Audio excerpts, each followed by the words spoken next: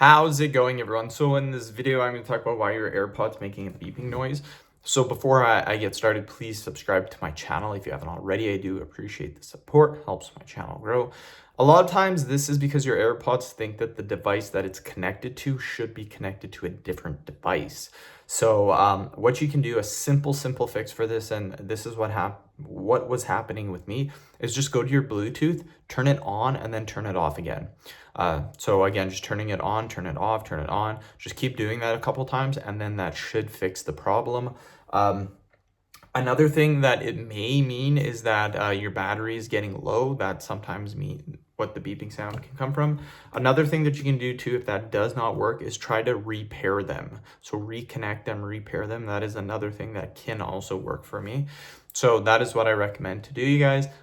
End the video. Thank you so much for watching. Please subscribe to my channel if you guys haven't already.